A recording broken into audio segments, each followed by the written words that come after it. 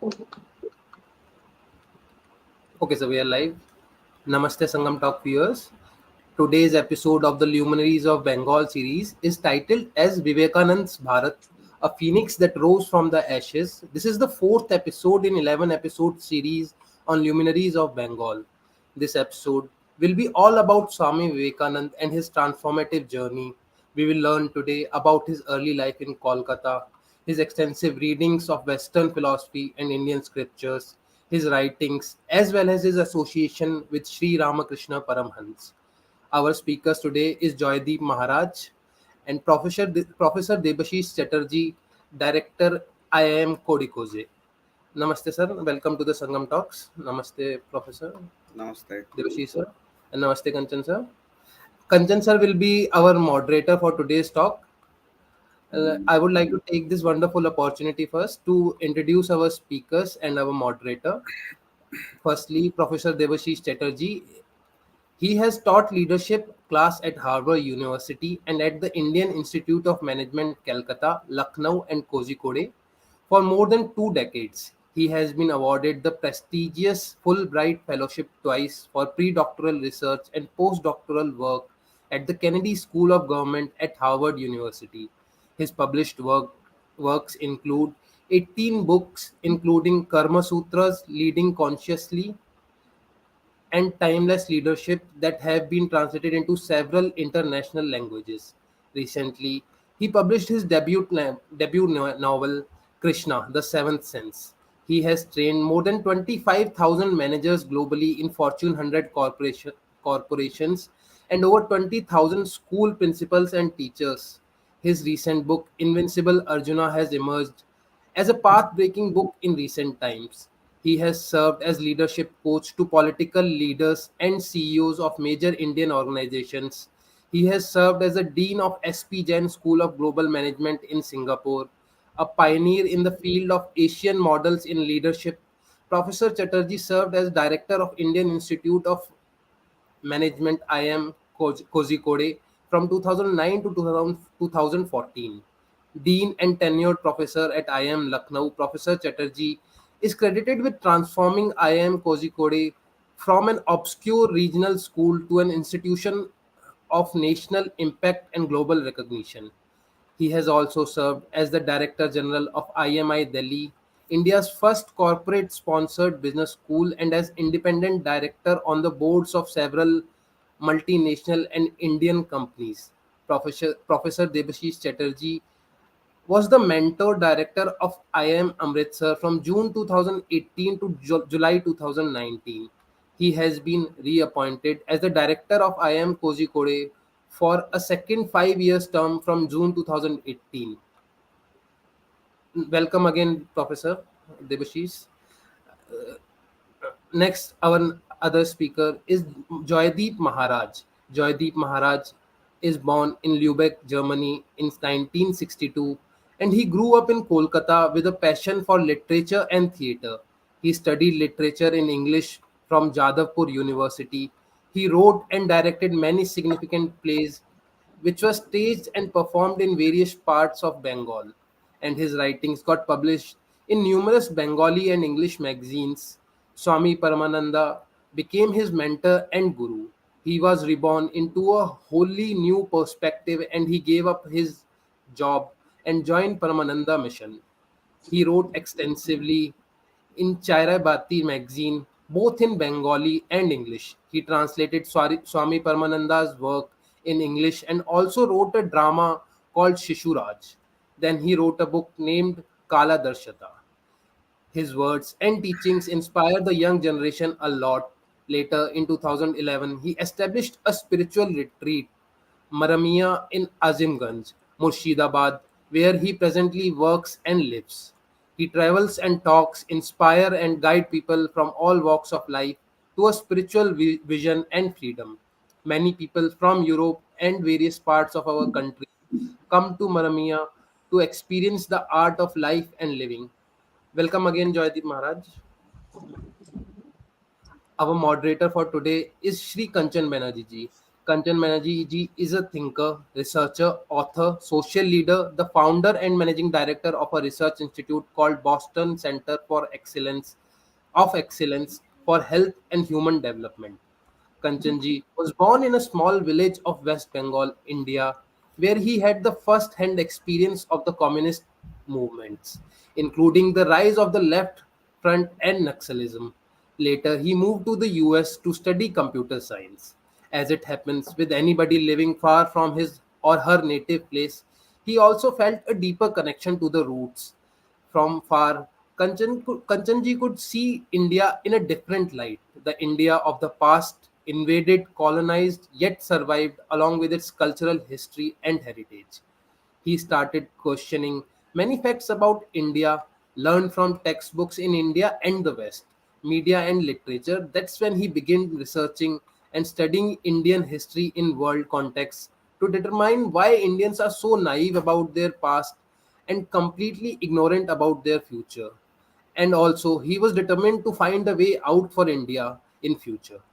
His latest book, The Crash of Civilization, was published in July 2022. Welcome again, Kanchan sir. With this, I will hand over the baton to Kanchanji to moderate this talk. Kanchanji, please take over. Namaskar. Thank you, Akshay ji, for the introductions. As you know, this is a collaboration between the Sangam Talks and Bangla Abar, which is an organization we started in Calcutta, in New York, as an NGO to promote the heritage and history and culture of Bengal. And as you know, literally, Bangla Abar means Bengal again. So Bengal finds its glory back someday soon. That's our mission, and integrate with the rest of Bharat. This in this series, as you have noted already, we started with Raja Ram Mohan Roy. Then we spoke about Brahmo Samaj and Rishi Bankim Chandra. And today's talk is about Swami Vivekananda. We know that most of us, when we take the name Swami Vivekananda, it evokes an emotion uh, in people, doesn't matter how old they are. But do we really know that Swamiji, that who existed, who came, the way the new generation, do they appreciate uh, that there was a person born as Swami Vivekananda? What did he do? So we always take it for granted that we know a lot, but if there's no relevance of that person's life today, it's only about doing puja. Garland the person on the day of birth or anniversary, and forget next day. So this talk is very serious, and we have two very, very distinguished speakers. They have done a lot of work in knowing the spiritual traditions of Bharat, where Swami Vivekananda has a place in recent times nobody has.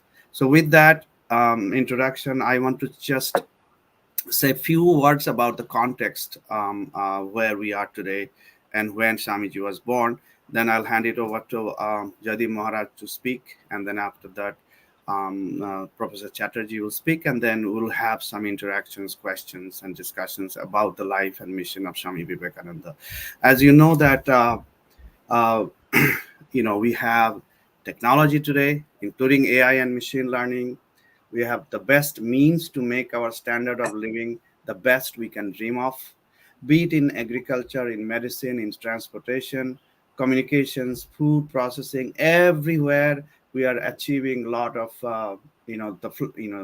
many highs. But yet, burning questions haunt everything every day.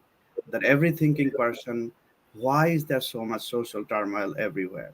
Why is there so much unhappiness, stress, violence, injustice, hunger, destruction of nature, desperation, and poverty? Why is it so? If we had such great people, we have technology, why is it so? And uh, that's where Swamiji's mission and his message is relevant. Longfellow, poet Longfellow, in a psalm of life, he has written, "Lives of great men all remind us we can make our lives sublime, and leave behind us footprints on the sands of time." So if we follow this great people, we may have some answers to our current day challenges. And that's the relevance of Swamiji. We'll learn more from the esteemed speakers. One more minute I'll take to give you a context when Swamiji was born. So basically, around 1600s, or rather 1700s, uh, after a long period of invasions, foreign occupations, innumerable battles, millions dead, thousands of temples, and almost all centers of learning were destroyed by the 1700. Rajputs are there in few pockets like Mewar. Vijayanagar Empire ended in 1646. Aurangzeb died in 1707. Maratha Kingdom and Federal Confederation almost ended around 1800. Hindu Sikh Confederation Raja Ranjit Singh, that also ended around 1838.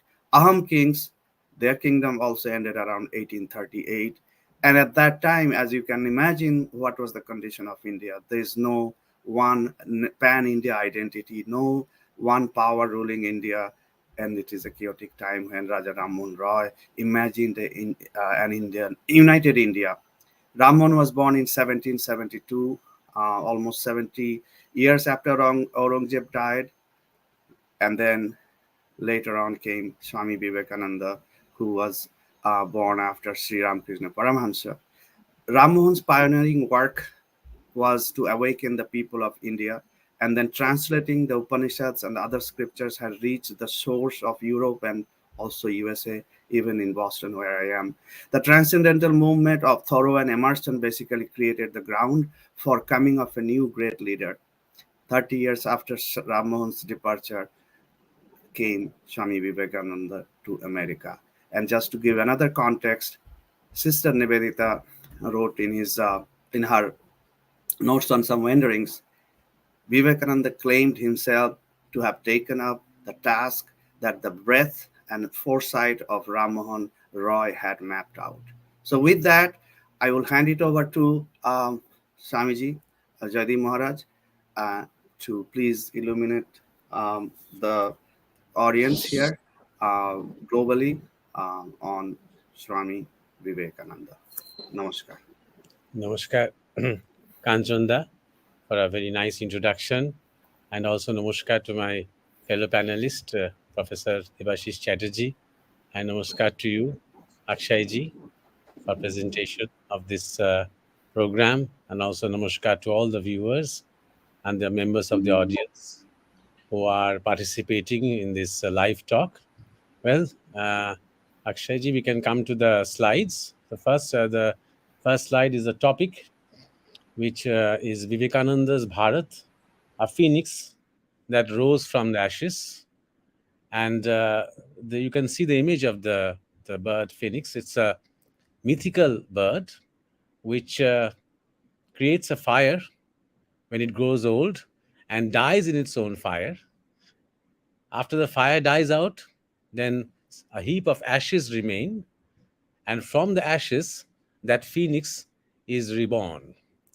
So that is, I think, it becomes a very good allegory for the India that was, as Kanchanda was saying, when Vivekananda was traveling around in the country.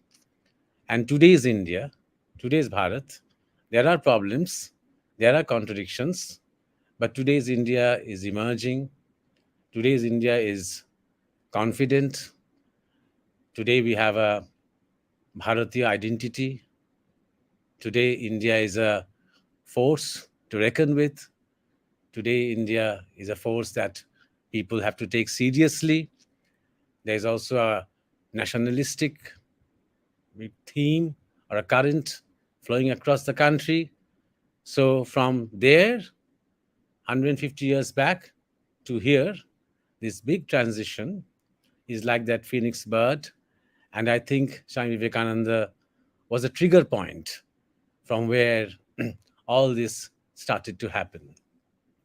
Now we go to the next slide, Akshayji. The next slide, slide number 2, is Noreen has accepted the Ma. Now, this is a very interesting heading, I think. Well, Before going into that, let us try to understand the context. We have to, in order to understand these luminaries in this series, because we are talking about these Bengali luminaries, we have to understand Bengal, the eastern part of India, the traditions, the spiritual paramparas in a more profound way, let's say.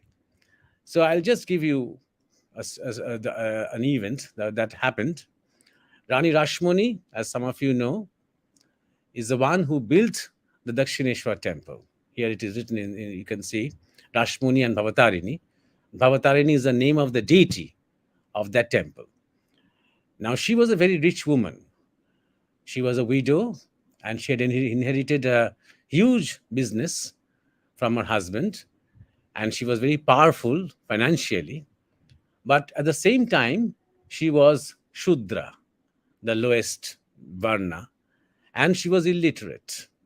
So there was a big resistance from the Brahmin community of Bengal against this temple, because how can a Shudra woman build a temple of the mother? Strangely, Rashmoni, though, was very powerful and she was very courageous also. She had dared the British, especially when they tried to infringe on her business interests in many instances. But she was very respectful of the Brahmins. She really wanted the temple to be made. She really wanted the temple to become a sort of a center for many religious gatherings, center of worship, center of devotion of the mother. So her son-in-law Mathur Babu tried very hard to find a Brahmin who would do the Pran Pratishtha, the inauguration of the temple. It was very difficult. Nobody agreed. Even the Brahmins who understood her devotion and her honesty and her sincerity did not dare to come, because they were afraid that they would be outcast by the Brahmin community.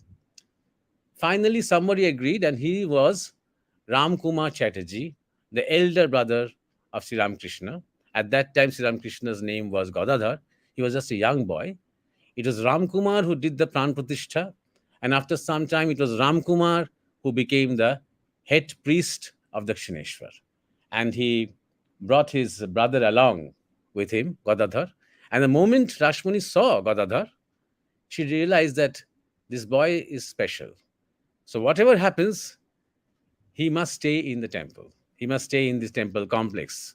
Even if he is not very good in the scriptures, even if he's not a scholar, even if he doesn't do well, the puja, he doesn't do it very well, but he should remain there, because she realized that there was something special about this boy.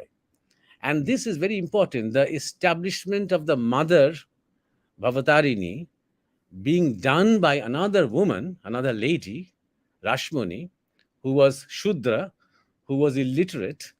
This Dakshineshwar, within a few years, would see people like Vivekananda coming, Keshav Chandra Sen, Rakhal, who is going to be the first president of Ramakrishna Mission, Shivnath Shastri, Girish Chandra Ghosh, the great playwright, the great director and actor of Bengali stage, and so many other stalwarts, including Bankim Chandra Chattopadhyay himself, including Michael Madhusudan Datta.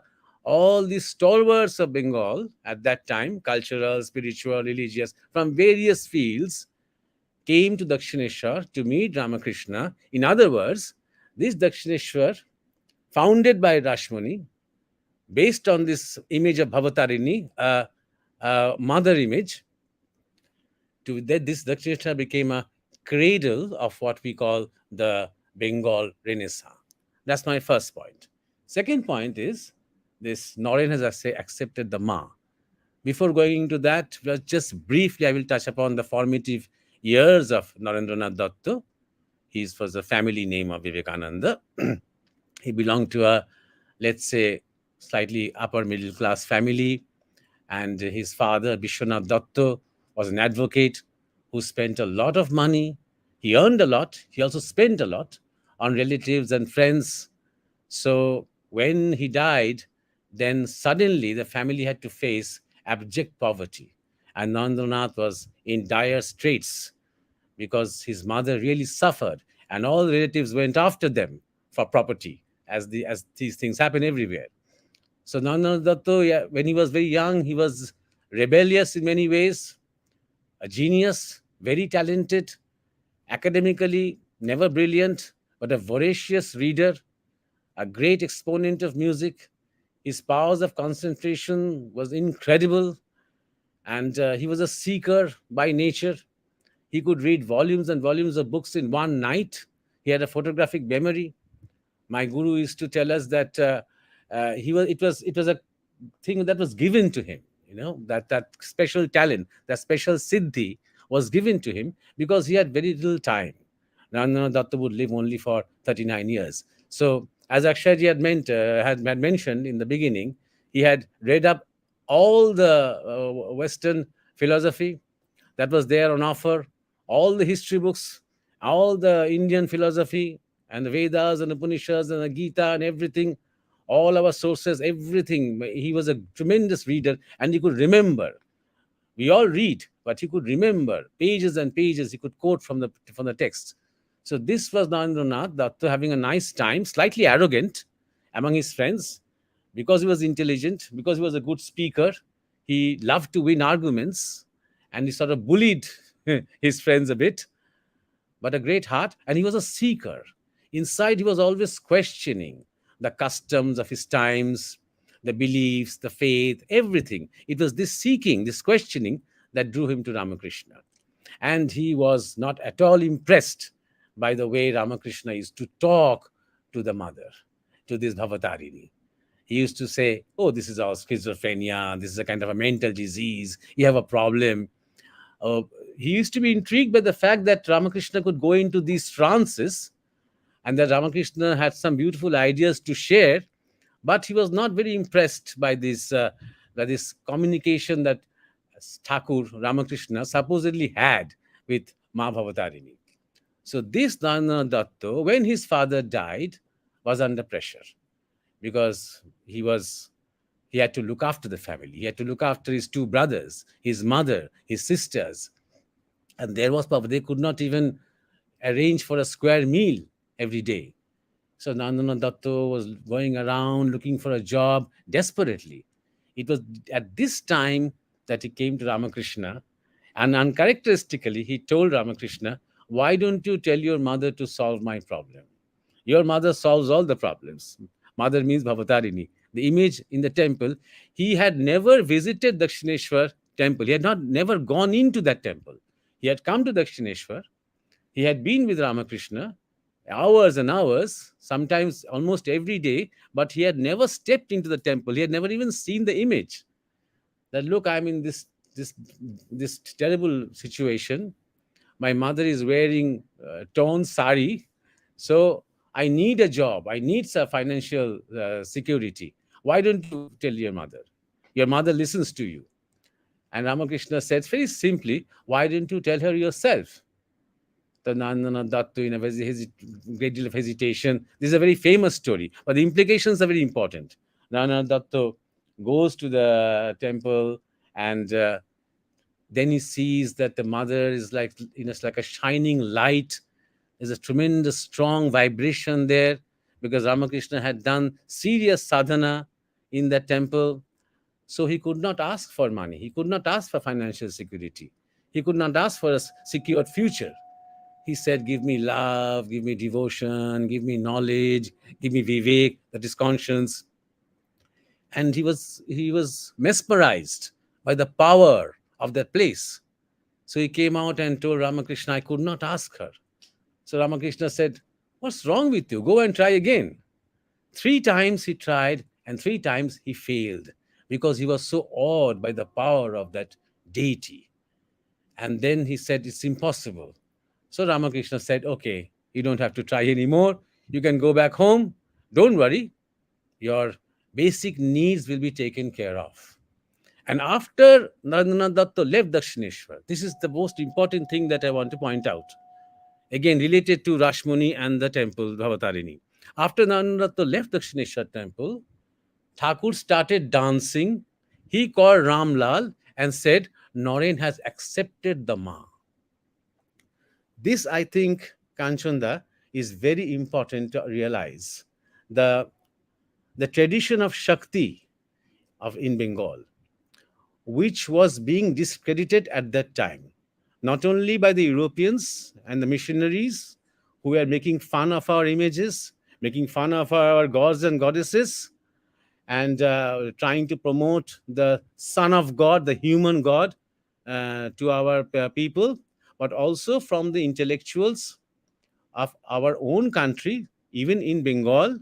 They were trying to suggest that all the social evils are because of this worshipping of Mother Kali and etc., of Durga, Chamunda. All these gods and goddesses are giving way to Tantra and black magic and very evil customs, etc., etc. So the advent, or let's say the arrival of Sri Ramakrishna in Dakshineshwar was a new process, was the beginning of this Shakti thing that was again being, let's say, consecrated in that place, and through them in the psychology of the generations to come.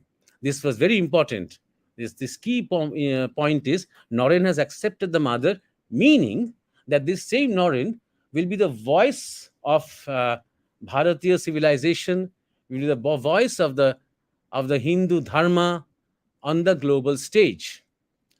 So that is very important in a time when his other scholars and intellectuals, very much drawn by the Western civilization, was trying to promote a monotheistic kind of a Hindu dharma.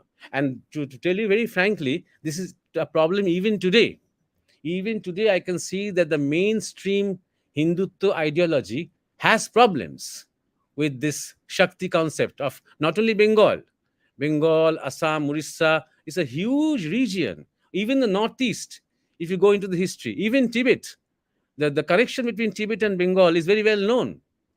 So, from the very ancient times. So, the concept of Shakti, at the same, when Naren is accepting the mother, in a way he's he's beginning to realize the energy of this feminine concept, this mother energy. Simultaneously, Bankim Chandra Chatterjee is writing his famous Anandamat and the Vande Mataram, where the motherland is equated with the mother energy. This is coming from Bengal. Sri Aurobindo likened the map of India to a mother. In fact, he said the divine mother. Bharat Mata is the divine mother. So this concept of mother as not only being a kind of relationship with the mother, in the sense relationship with the soil, relationship with the rivers, with the water, with nature, but also relationship with the identity, relationship with the culture, relationship with the civilization, relationship with the past. This in a connection with the mother energy. This is very important. Also important is to realize that when it comes to mother energy, then there is more acceptance of differences. Then there is a more embracing of different points of views. When Ma Sarada says that Amjad is my son, even Sharat is my son, this is something that a mother energy can say. Usually, a male energy is all about trying to put everything in one basket, in the one basket of ism. If you think about classical Marxism, neo-Marxism, postmodern Marxism, and if you think about the Christianity, if you think about Islam, all these are very male-centric dharmas or opinions or dogmas. Our religion or our culture is basically, historically, mother-centric, energy-centric. And that mother-centric doesn't mean softness. It means a lot of power. It means a lot of courage. Look at Kali. Look at Ma Durga. Look at Chamunda. Look at other images. And this was happening. I mean, even Chaitanya Dev used to do a lot of Shakti sadhana. The Vaishnavas will not agree to that. Or if during Ramakrishna's time, think about Bama Khapa. Think about Ram Prasad Sen, Kamala Kanto, many others who were doing Shakti sadhana, proving that Shakti sadhana does not lead to social evils. It is not necessarily like that. It is not a natural consequence that if you are doing Shakti sadhana, it will lead to, black magic or black tantra or brahmachar and all these things. It doesn't mean that. Ramakrishna always mentioned the fact that in tantra there are various ways, and there is also the good way and the negative way, but all these ways can take you to God. The important thing is the Shakti, the concept of Shakti. And another important thing is this ability to accept diversity. That is what is, very, very basic to our culture, and something that, for example, as you know, the Prophet Muhammad had destroyed more than 300 plus temples, and some of them were temples of devis, of goddesses.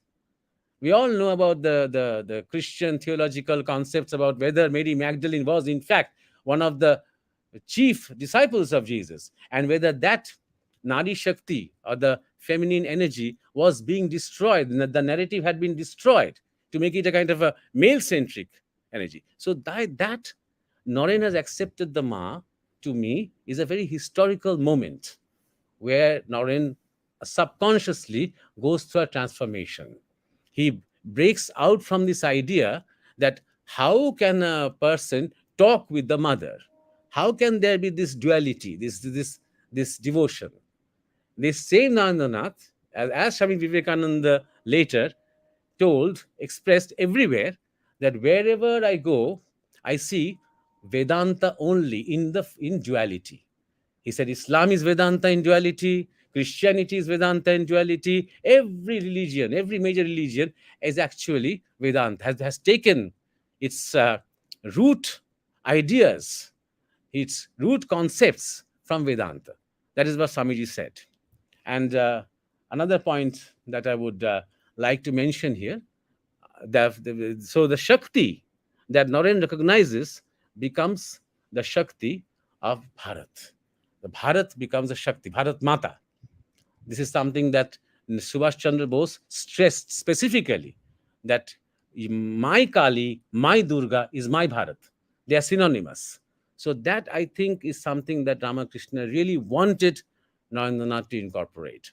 Otherwise, Narendranath Datta's concept of Vedanta or his message of Vedanta would have been very typical, exactly what we are trying to do in our general secular kind of in exchanges. You see, as I was telling you, the mainstream Hindutva ideology cannot really understand this.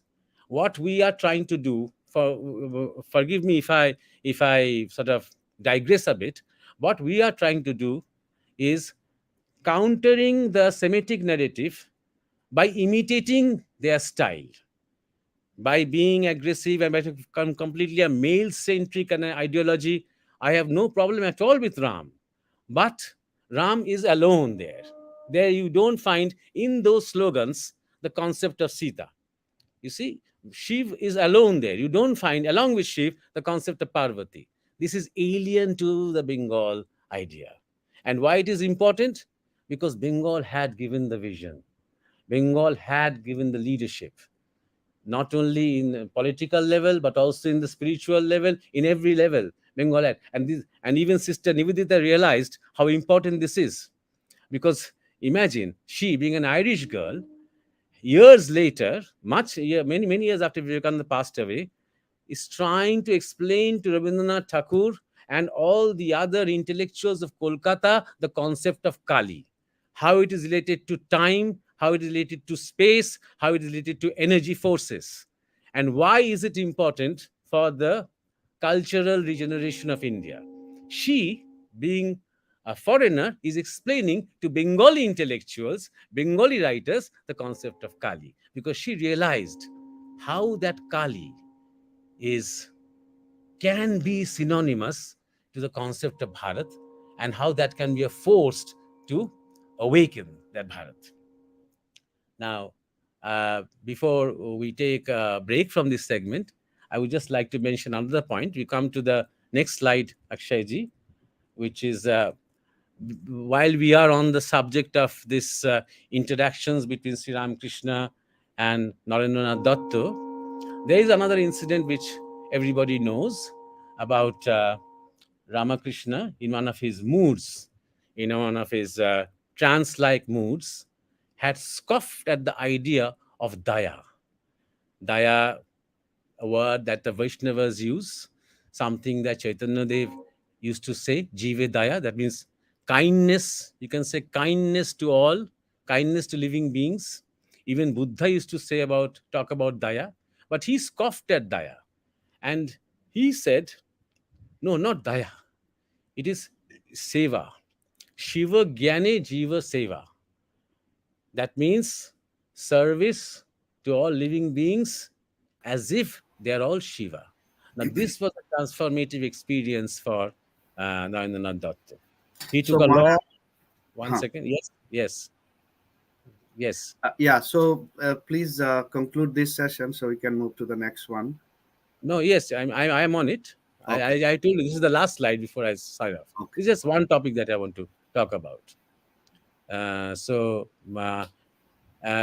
Datta was taking a walk around for about half an hour, and he said that this is something that I really heard for the first time. This is revolutionary. If possible, if God gives me the scope, I will implement this. And this is very important. And again, to understand that what the missionaries were trying to do. Missionaries were offering service, but their motive was to convert.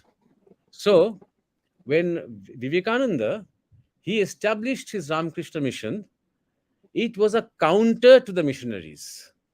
That okay, you do your service, you are trying to help out to the poor people.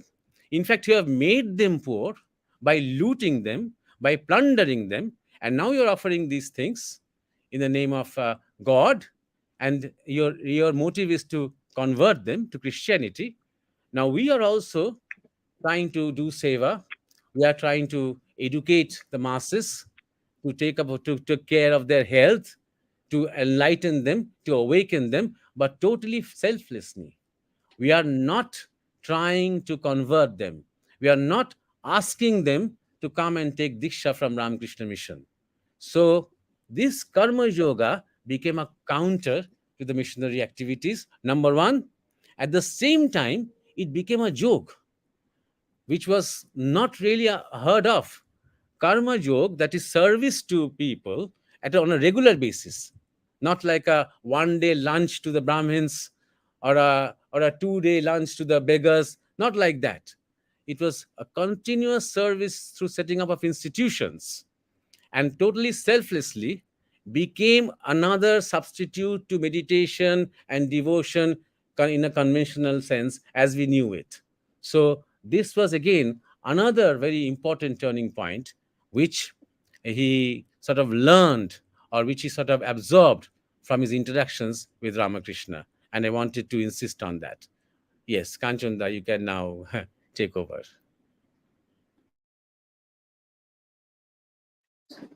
For to digest now for the audience and for me also, I just wanted to mention before we bring in Professor Chatterjee to speak that many people probably don't know among the 51 Shakti Pitas or Sati Pitas in the subcontinent, 13 are in current West Bengal. Shakti Peeths, where different parts of Sati, fell, and whether it is Kalighat, whether it is the place where Raja Rammohn Roy was born. There's a Shakti Peeth. There's a Shakti Peeth in Tamluk. So when before Netaji Subhash Chandra left India, he worshipped there in Tamluk, the Shakti Peeth. So very well said, Maharaj, that Shakti has been the hallmark of not only just Bengal but entire eastern part of India. And to understand Swami Vivekananda is not that easy for anyone, as you probably know that towards the end of his life, Swamiji himself said he was murmuring, and someone heard that if there was another Vivekananda would understand what this Vivekananda did. So for anybody to really fathom what he was, just like a diamond with thousand facets, and we each look at one or the other facet, not the whole diamond, and yet each one has in his or her own life has a realization, who has studied, who has followed, who has worshipped Swamiji. And Professor Chatterjee is one of them. I know he has been not just researching but also living a life as Swamiji would have liked for an educator, as a teacher. So with that, I hand it over to Professor Chatterjee, Devasish Chatterjee, to tell us what he has experienced with this phenomenon called Swami Vivekananda. Please, welcome. Well, thank you, Kanchanji. And Jadip Maharaj is taking you to roughly 50,000 feet. So I'm going to bring it down to 50 feet now, because we are talking about reconciling a very important challenge that I faced, that I'm taking back to year 2000. How do you raise cash and consciousness at the same time? How do you reconcile the material and the spiritual? It was Harvard Kennedy School. I was a Fulbright scholar, year 2000. The Bharat that Vivekananda envisioned was coming to terms with its own self-belief. So I borrowed some money from Kanchan, who was so generous in helping me print a brochure. We designed a simple brochure with a quote from Swamiji right at the top, and a modest fee that we thought would be adequate for us to raise some money to sustain the effort of doing these workshops in memory of Vivekananda. And the workshop was called Leading Consciously. And until the last day, the penultimate day, no one had actually signed up. The brochures were out there, and we were drawing a blank, zero.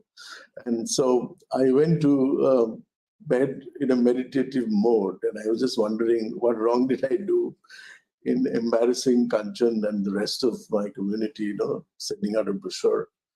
My first book had been published by then in the United States, and I thought people would know me, but nobody really knew. And so we ended up with a sense of anxiety and disbelief that nobody would sign up for what promises to be a powerful. And then I had this vision of a man in radiant colors, and he comes and asks me a question in my half sleep, half dream state. Are you looking for me, or are you looking for participants? That would bring you the cash. Obviously, I was in the quest of the man who embodied Viveka at that point in time, and as luck would have it, I said, I am looking for you. And strangely, perhaps coincidentally, as many would say it, next morning I got a call from the HR head of AT&T, and they're saying we're going to send 5 people. Eventually, we ended doing the workshop with a substantial number of corporates joining. And so 20 years later, as director of Iron Code, I commissioned a full-length statue of Swamiji outside our International Executive Education facility, commemorating and naming that building as Viveka, which is a 140-room facility. And so I thought there was a method in this madness. And what was the method? The method was that the material and the spiritual, like Seva and Shakti, Maharaj made a reference to Shakti, is only a divide of the mind. My lessons from that was that every effect has a cause behind it. The ultimate lessons of Vedanta came to me from this experience. Every effect has a cause behind it. And one cause can produce multiple effects, like a seed can produce branches, fruits, leaves, or tree. And the third element in that conclusion was that if you take away the cause, nothing remains. And so fundamentally, the relationship between cause and effect became very clear. And I wanted to make sure that I don't push you to a very serious consideration of something that many would think of as fluke, as an expression of deep thought of something as deep as Vedanta would be. But I have always taken it from a commonsensical perspective. Now, I still imagine a situation where No, it's a story that I made up for myself. Vivekananda has gotten admission to Harvard, and he is in a class which is being taught by a certain professor called Cotter. And the professor poses the following question to Vivekananda in the classroom, and there'll be a test after that. And he says, Mr. Vivekananda, if you were walking down the street in Boston and found a package, and within this package was a bag of wisdom, and then you found another bag with money in it, which one would you choose? And Vivekananda responded without batting an eyelid, the one with the money, of course. And Professor Cotter smiled sarcastically and said, I, in your place, would have taken the wisdom. And Vivekananda shrugged and responded, each one takes what one does not have. And Professor Cotter was very angry, and he wrote in Swami Vivekananda's exam paper, idiot, within quotes, and gave it back to him. Vivekananda took the exam sheet, sat down at his desk, trying very hard to remain calm. When he contemplated his next move, a few minutes later, Swamiji got up, went to the professor, and told him in a very dignified and polite tone, Mr. Cotter, you signed the sheet, but you did not give me the grade. And so that was the conversation. And I said, look, I would like to look at Vivekananda not just as somebody who lived in a certain time period, but someone who realized that an economically impoverished nation cannot reclaim the value and vibrancy of the soft power of spiritual wealth until it came to terms with its economic reality. So in the Bharat of Vivekananda, we deceived ourselves for a long time, thinking of religion as a cloak to hide our own weaknesses. The tantric modes of worship, exploitation of women, burning them at the stake.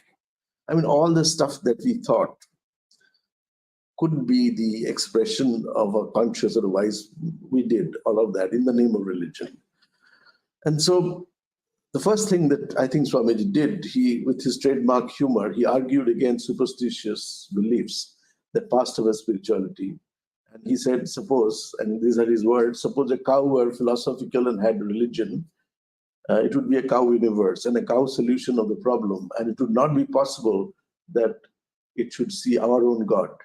And so in the West, Vivekananda saw that the human animal was suffering from what would be described by another saint of India as the BMI complex, which is body, mind, and intellect complex, which was driven by a planet-sized ego and a disproportionate use of what might be called buddhi vritti, or the culture of the intellect. And Swami Vivekananda actually, I think it draws from what Maharaj said about the acceptance of Ma. So Vivekananda brought Hridaya Vritti as a antidote to buddhi vritti. So what did he do? He said that the preeminence of the emotional culture was useful in reconstructing India's national character. And he said it is culture of the heart, within quotes, it is the culture of the heart that we want. That's what he said. He realized that it is the culture of the heart and not just the intellect that will lessen the misery of the world. It is the heart which takes one to the highest plane, which intellect can never reach. It goes beyond intellect and reaches to what is called inspiration. That's what he said.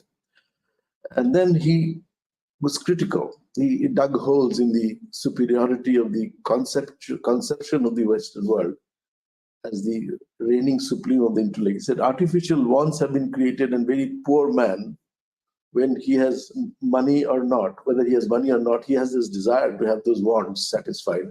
And when he cannot, he struggles and dies in the struggle. This is the result. If all this vast amount of effort has been spent in making men purer, gentler, more forbearing, this would have 1,000-fold, or this will bring 1,000-fold more happiness than it has today. So he sought to fight the hyper-consumerism, the consumer mania of a cancerous society that he saw around him, with the radiance of unselfish service and the chemotherapy of unselfish love. He described them as karma and bhakti yoga. You know, this comes straight from my visit to a cancer hospital yesterday, where I was talking about chemotherapy of love and radiance of selfless service.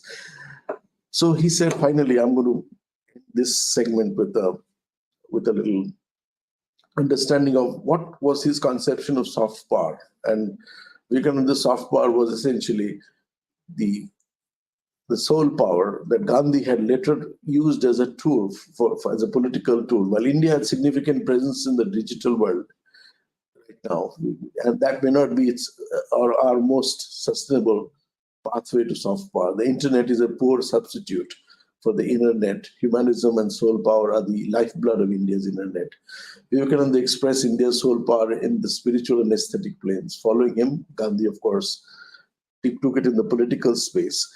And if you look at the cultural endowment of Hridaya Vritti and Atmabal, which is soul power, can stand up to and measure up to the much touted civilization values that has driven the culture of the intellect for a long time without its redeeming effect.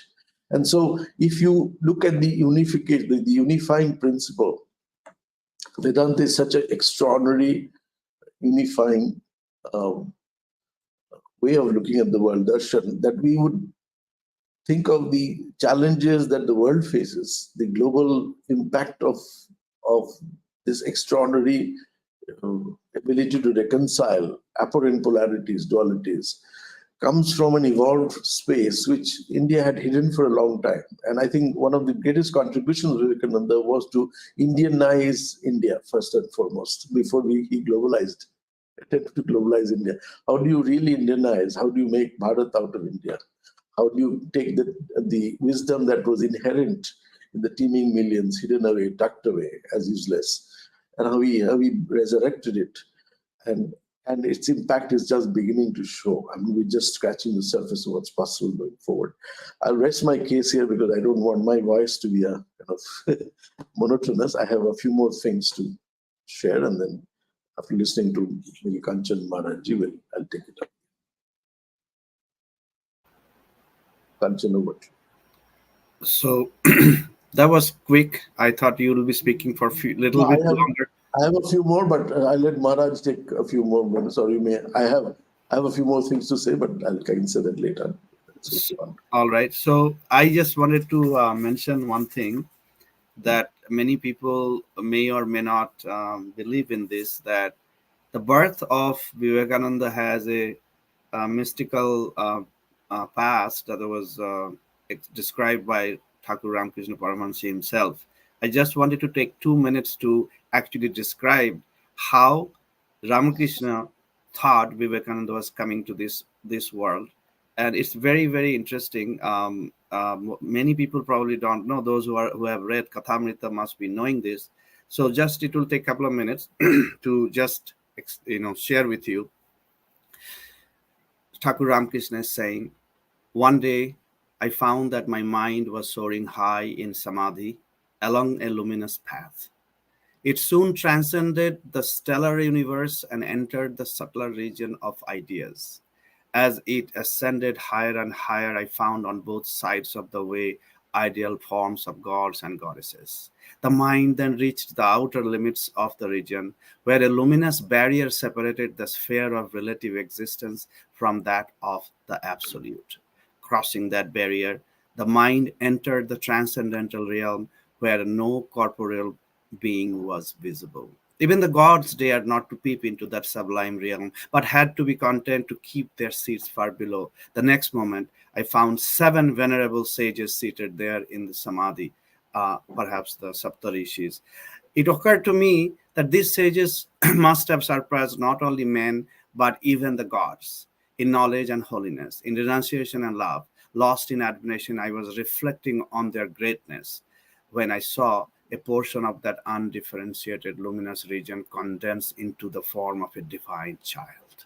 The child came to one of the sages, tenderly clasped his neck with his lovely little arms, and addressing him in a sweet voice, attempting to drag his mind down from the state of samadhi. The magic touch roused the sage from his superconscious state, and he fixed his unmoving, half-open gaze upon that wonderful child. His beaming countenance showed that the child must have been the treasure of his heart. In great joy, the strange child said to him, "I am going down. You too must go with me." The sage remained mute, but his tender look expressed his assent. As he kept gazing on the child, he was again immersed in samadhi.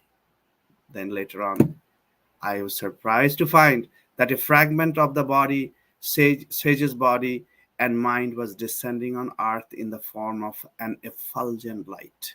No sooner had I seen Naren later day, I recognized him to be the sage. When asked, Ramakrishna said that the divine child was himself. So this is a very mystical story.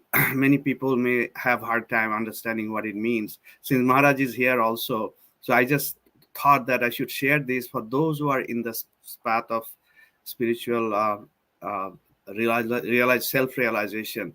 They may appreciate that this duo was not ordinary souls. They were coming down from a higher and higher plane than a normal uh, plane that we all live in. So with that, I will hand it over to Swamiji again. Maharaj, please, you continue from here. Thank you, Kanchanda, and thank you, Professor Chatterjee, for your wonderful insights into soft power. And yes, how Vivekananda would have picked up the money because that is something that he did not have at that time. In fact, he said repeatedly in all his letters that he was writing from America the first time he went there for 4 years, that here I'm here just for the money. He just said, I need to build a mission. I need an ashram, a mission for women, and for all that, my countrymen doesn't have enough money, and I need it from here. They lack knowledge, they lack wisdom. I have it for them. He used to tell them, please don't send your missionaries there because we know what dharma is. You don't, and we don't have money, and you have taken it from us. So And also, Maharaj, when Swamiji was asked, why are you yes, going to America? His straight answer was that after traveling throughout India barefoot, the abject poverty that I have seen, I cannot yes, bear that anymore. I'm going to America to bring resources for them to rise, and I will give Vedanta to the West. That was yes, actually recorded statement by Swamiji. yes, exactly, and that is where I am going to drive at. Please. Uh, if you come to the next slide, Akshay ji, slide number, this one is slide number 4, sorry, slide number 4. Yes, the thing that he saw is beside the poverty, which we all know, terrible situation at that time, the servitude, the fact that the serving mentality, the servant mentality had become ingrained in the people. That is what really saddened him, that they were leading so inferior lives, oppressed lives, and they did not seem to have much complaint about that. That is what he was, that hurt him.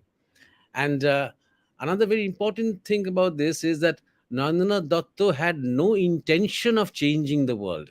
He had no intention of doing anything for his country while he was with Ramakrishna. So there are many instances where Thakur asks him, what do you want? What do you see yourself? How do you see yourself? And he used to say, I want to see myself like Shukdev, deep in Nirvikalpa Samadhi, in some hidden cave in the Himalayas. And Ramakrishna used to say that I'm ashamed of you. You should be like a big banyan tree that gives shadow and coolness to everybody who sits under it. That is how I had imagined you. So these conversations, these stiff taps used to go on between the two of them. Even on his deathbed, Ramakrishna had written down, because he could not speak because of his cancer, he had written down that Noreen will be a preacher. And Narendra Datta said, I'm not interested. And Ramakrishna said, you will be forced to. In Bengali, it is tor ghar korbe. You'll be forced to. So Narendra Datta was not at all looking out for, doing something for the world, doing something for the society, the way modern day activists talk about, without any sadhana, without any moorings, without any ground under their feet. They want to do things for the society, you see. So it was only during the travels, as you have rightly said, Kanchanda, he traveled extensively barefoot. It was a great experience for him. He did not only see the degeneration of India, he did not only see the poverty and the sickness and the oppression and the servitude, but he also saw that the culture has survived. That is important. And he realized that it has survived because there was something in it. There was something that, whatever it is, dharma or tradition or ancient wisdom, something in the uh, genetics of our civilization that has helped it to survive. And then, deeply saddened, a man who was sort of impassioned, he had great passion, his total mood changed. He sat on that rock, that Vivekananda rock, the last point of the country, and he did meditation for 3 days, 3 nights. For the first time, he did not do meditation for himself. He really wanted to know what will happen to my country. And he saw around 100 years from that time to in the future, and he realized that there will be a lot of strife, there will be wars, India will become free, and finally the great India, the great Bharat will rise, but will rise from the ashes, will rise from the funeral pyre of destruction. The mother wants, sacrifices before that. We have to pay the price before that. And he realized that he had a role to play in this. So this parivrajan, this wandering alone, is a very important part of education. In ancient India, in the Gurukuls, after completing these 12 years with the Guru is to ask his disciple, go and visit the 51 Shakti Peeths around the subcontinent, you see, or go and visit the 14 Jyotirlingams, or go and visit all these temples. So these temples and Jyotirlingams and Shakti Peeths are actually like a map of a cultural, spiritual Bharat, which was a great part of an education. That education used to be complete with that kind of parivrajan. All the great reformers, you see, Sri Ramchandra himself traveled extensively. All the Pandavas of Mahabharata traveled extensively. That's why in Bengal we have a term, Pandav Varjita, a place where even the Pandavas haven't gone. They had gone to so many places. Buddha himself, Shankaracharya himself, Chaitanya Mahaprabhu himself, Vivekananda, all the great reformers who had really been the pinnacle of our civilization had traveled alone, only to realize. You see, till that time, till he came to Ramakrishna, he had read a lot, theoretical knowledge. Then with Ramakrishna, he had done some sadhana, and it was not only sadhana, it was a relationship, as you were talking about, Kanchanda, a divine relationship between the two, something special that changed him, that brought out the lover in him. And then his travels, the practical side. And then his travels to the West, where he not only learned about the West, also from a Western point of view, he understood what was happening in India. Sometimes we don't realize Shamiji's deep, deep sense of history, his understanding, because not only because he had a lot of knowledge from the books, also he had a great power of observation. He had a great power to relate to people and understand their culture, their backgrounds, their history. If you read his own writings, not his speeches, his own writings, for example, Prachya and Paschatto, Paribraja Vivekananda, if you see these writings, you will see his total grasp of world history. And it was during that time he was talking about the European culture, their roots, the Spanish culture, the Italians, the Greeks, the Africans, the Americas, and also comparing them with Indian culture, and the fact that this Argias coming from outside is all rubbish, bunkum. Show me an instance where Arjers had gone to a country and had destroyed their civilization, something that they have done. He was talking about these things, but we somehow in the mainstream education system, we have not really taken them seriously. Point number one. Point number two, another thing that I would like to mention from the sixth slide, Akshayji, we come to Bharat, Hindu, Dharma, and religion, where the second point is important, the Christian failure of Chicago. I think this is an important point to understand. The Christian failure of Chicago. We talk about Vivekananda's success, but we do not always remember that it was an effort to prove to the world that the Christian religion was the best, was the most superior, was the strongest. They thought that they had the proof because the three-fourths of the world had been occupied by the European civilization. So they thought that this is a victory of Jesus. This is a victory of Bible. It was because of the religion that they had managed to capture three-fourths of the world. They thought that conquest by brute force meant superiority. Mind you, the Roman Catholic Church did not participate in this religion because the Bishop of Canterbury had told specifically that when we have to sit down with other religions for the people to compare, that means there is something to compare us with. We are incomparable. We are the best, without any doubt. So that was the arrogance of the Christian world. 92% of the speakers who were there in Chicago were representing one kind or other of the Christian faith. For Presbyterian, Lutheran, this and that. So hardly anybody else. Even the Muslim representation was a Christian man who had converted into Islam. Incidentally, from India, there were other representatives. From Brahmo Samaj, there was Pratap Chandra Mujumdar. From Prarthana Samaj, there was somebody, but nobody from the mainstream Hindu society except Vivekananda. And he was there accidentally. Why? This is important. Why? The organizers had sent, in fact, some invitations to some of the leaders, some of the religious leaders of the Hindu faith. None of them knew English. They had to fill up a form. So none of them knew English. One monk, in fact, just wrote a slok in Sanskrit and sent it back.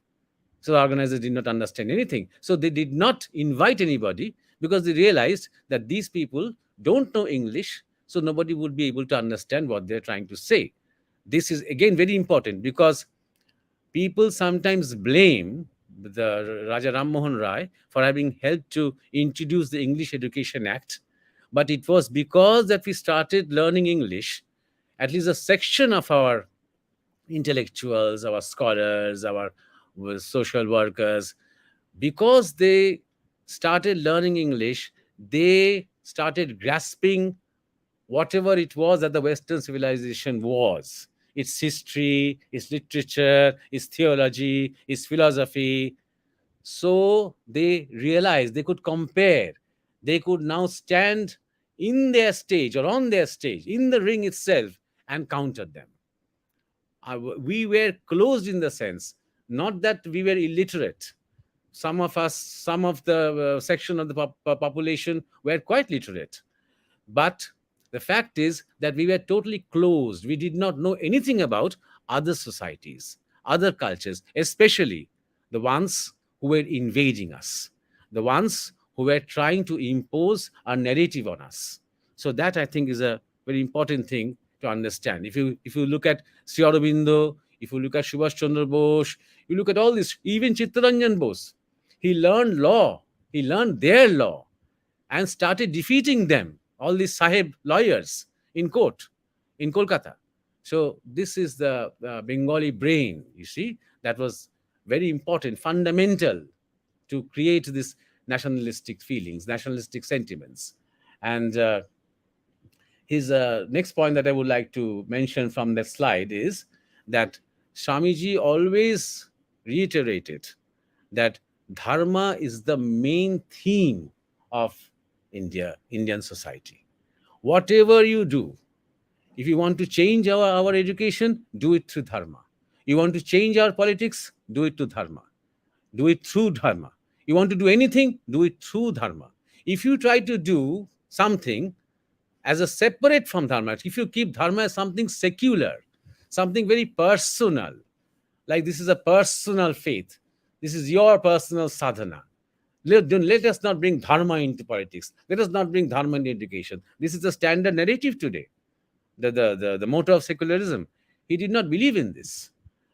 The fact that there were social reforms, he supported social reforms. Not that he did not support them, but he felt that first there has to be an awakening from our dharmic standpoint. This is very important. Whatever he was trying to do, he was trying to introduce Vedanta into our daily lives, not just changing certain things from outside without realizing the history of those rituals, without realizing the history of those traditions.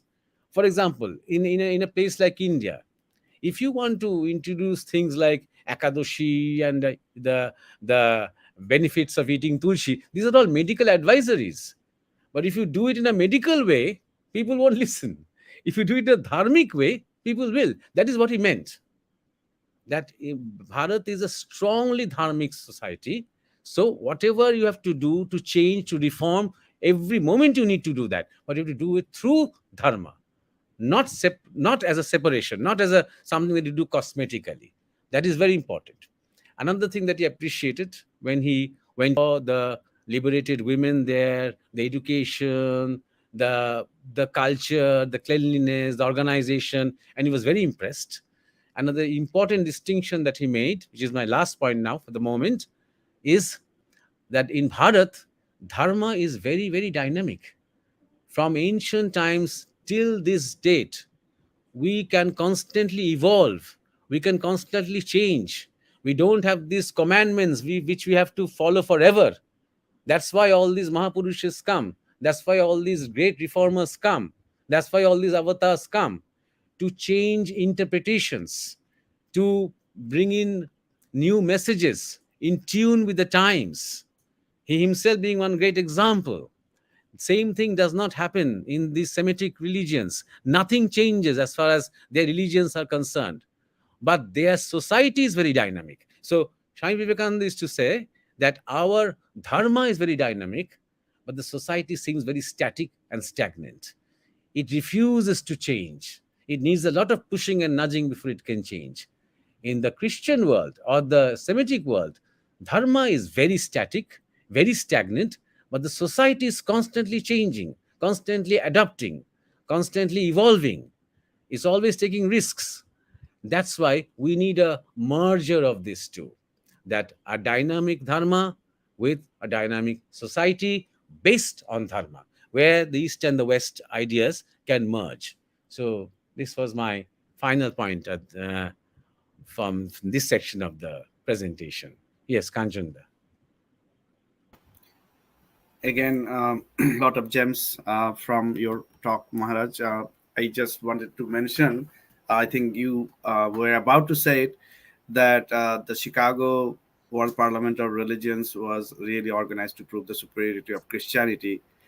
There's one place Swamiji says, asked some disciple, do you know who this event was organized for? And he shows to himself, he says, this is for me.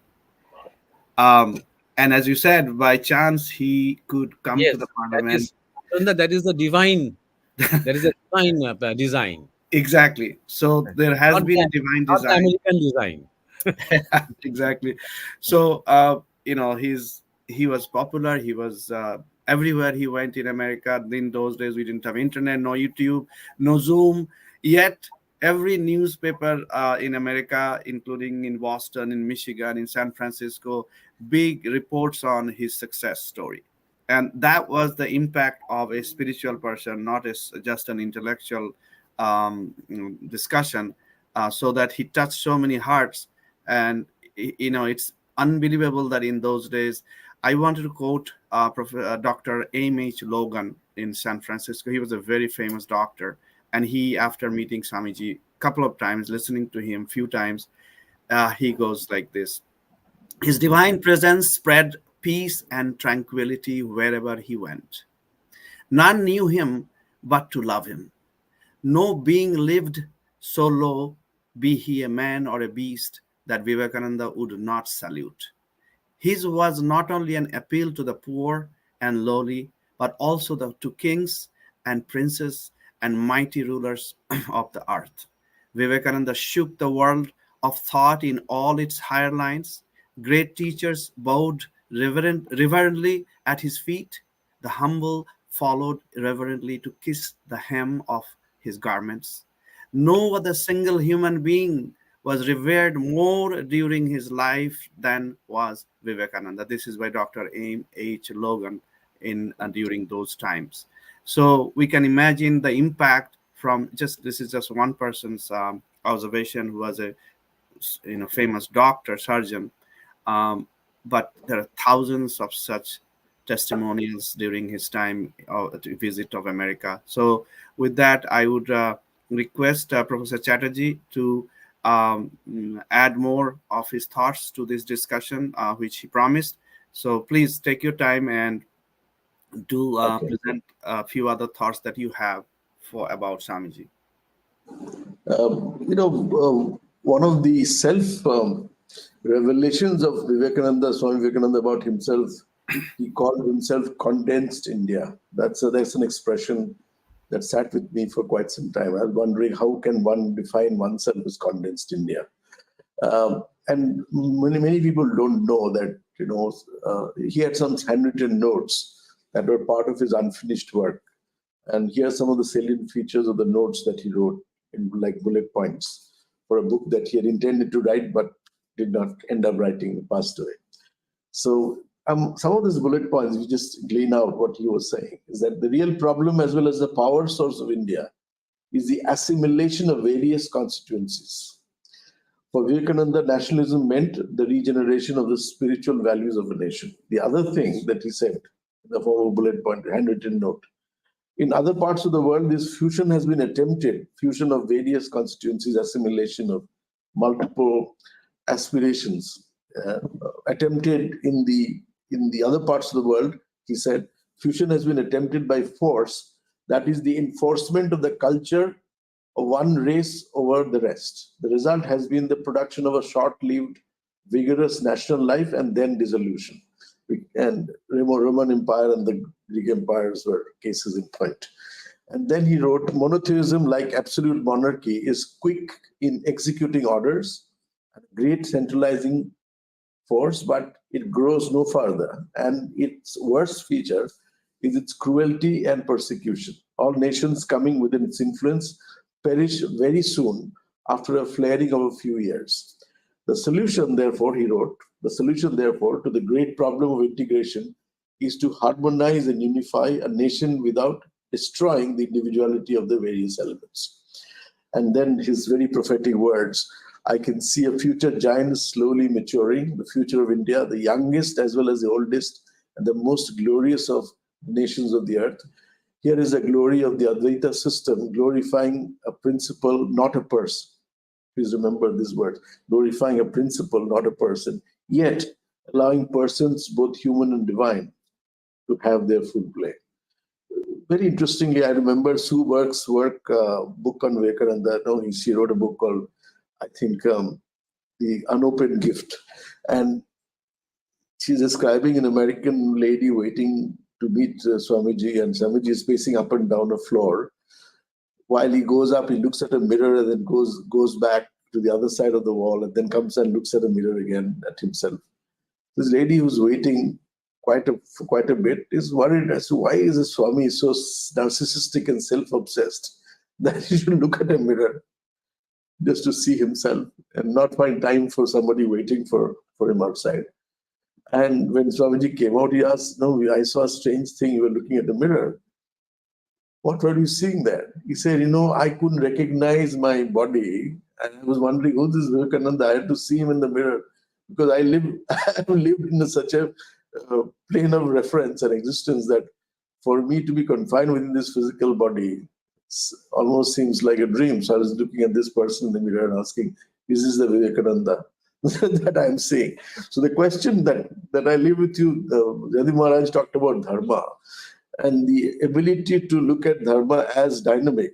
And India has created two concepts of dharma. One is Sanatan Dharma, the other is Vishishta Dharma. Sanatan Dharma is universal principles, truth, authenticity. I'm Kozhikode, we adopted some of the principles of Vedanta in defining our value system as an institution. So this is Sanatan. Nobody can doubt that truth will triumph eventually, because truth is where reality is established, right? And so sustainability is a Sanatan Dharma. The universe of if you can't have Satyam and Nityam, Satyam is Sanatan, so is Nityam. Nityam has to be perennial. If it is not perennial, How can it be absolute? And so the third element of dharma is fulfillment or purnam. So satyam, nityam, purnam. Purnam is that I want to complete myself. I want to be the whole. I want to reclaim my wholeness. And these three would constitute what you might call Sanatana Dharma. Within the Sanatana Dharma, there is Vishishta Dharma, which means the contextual Dharma. What is the Dharma of a Kshatriya? What is the Dharma of a king, the ruler, the Dharma of a Rishi? These are all reconciled within the perennial. So I think it is very rare that a human being can reconcile the two. And I personally feel that he was talking about the global impact of Indian thought in terms of reconciliation of these two dharmic components. On February 27, 1895, in a speech delivered at the hall of the Long Island Historical Society in New York, Vivekananda enumerated the wondrous contributions of India to global thought. He shared how India had exerted great influence on Christianity itself, tracing the teachings of Christ to Buddha, who he said foreshadowed Christ. So what holds true in the realm of religion also holds true or good in respect of science. Swamiji said that, in mathematics, algebra, geometry, astronomy, the triumph of Indian mind, what modern science owes itself largely to this mind. And he said India has given to the world fables of Aesop, and that was copied from an old Sanskrit book, Aesop's Fables. He also he said that the Arabian Nights and the story of Cinderella came from original Indian texts.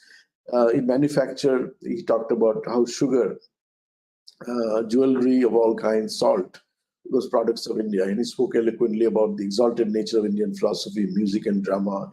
He spoke about, in fact, in short, he spoke about our polity, our society. He unfurled the flag of India, in short, as the new global soft power gifted with the bounty of ancestral heritage. While the civilizations of the 18th and the 19th centuries were synonymous with the Western world, globalization for a long time was synonymous with Westernization. Vivekananda actually debunked that, and he sharpened the edge of his attack against a colonial civilization that had reduced India to poverty and her sons and daughters to slavery. He articulated an endearing and perhaps a very enduring foundation for India's soft power. He said, and quite rightly so, this again goes back to the first theme that we were discussing. Our only fault is that we cannot fight to conquer, he said. And India's message that can that calm goodness, patience, and gentleness will ultimately triumph. This was the most spirited articulation of the ancient Indian expression, Satyameva Jayate.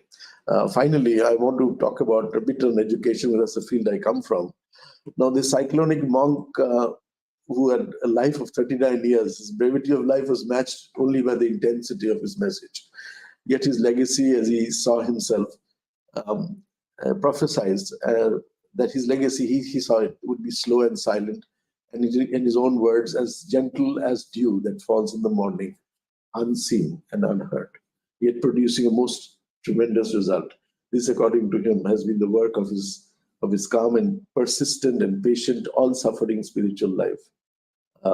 We have never preached, Vivekananda said, our thoughts with fire and sword.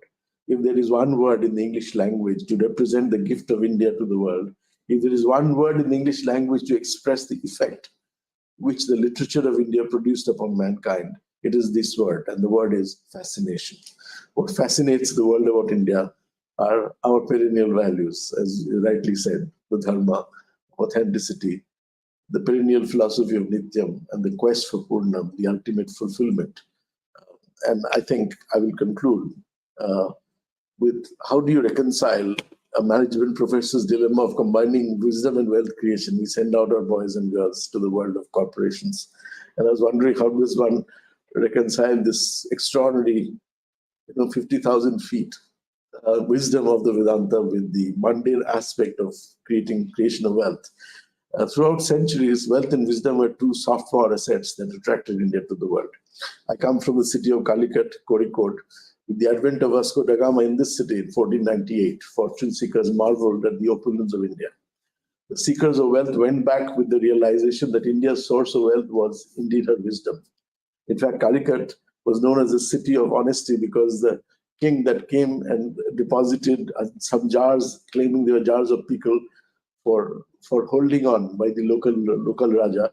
When he came back after a few years, he found that the jars were intact. Nobody had bothered to open it because they were actually hidden in those jars some valuable jewelry and precious stones.